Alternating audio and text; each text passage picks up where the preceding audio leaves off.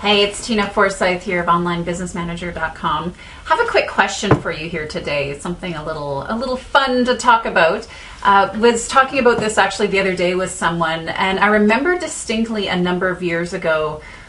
I guess it would have been about 2003, actually. I had been working at that point for Coachville. I was working together with Andrea Lee, who was the GM at that stage, and with Thomas Leonard. And unfortunately, when he passed away in February of 2003, that, of course, for those of us working with Coachville at that time, left a little bit of a gap. I had been working as the event manager and kind of Andrea's, sort of like assistant GM and right-hand gal and all this fun stuff. And I remember when, of course, when that happened, when the situation happened, I had that fleeting moment of like, oh my gosh, what's happening now? Am I going to need to go get a job? What's going to change, et cetera, right? I mean, that was kind of a natural consideration with everything that was going on. And it was so funny because I remember talking to a friend of mine who at that stage, I was still living in Calgary then.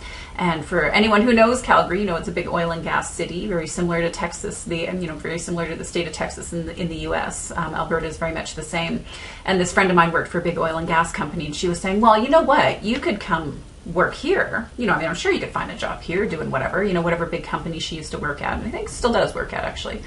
But I just remember when she said that, I had this moment of like, ugh, like these chills went up my spine, and the thought of like having to put on pantyhose every day and hopping the bus or the C train or the whatever it is to get to work downtown and all these kind of things. It's like, I just knew at that moment that there was no way I was ever going to go back to working a regular job. It really was at that moment that I discovered and realized that I am unemployable, and I really am still unemployable.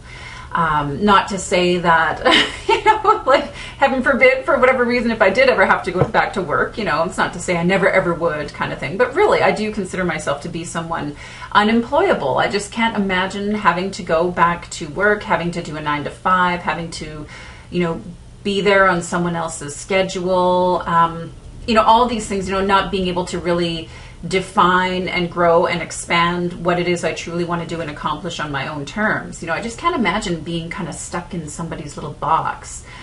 So that's my question for you here today. I'm curious, at what point, at what moment, what happened for you when you realized that you were unemployable? Would love to hear your stories. Just feel free to share, post here on the blog, a really quick, short little video for today. Again, it's Tina Forsyth. Take care.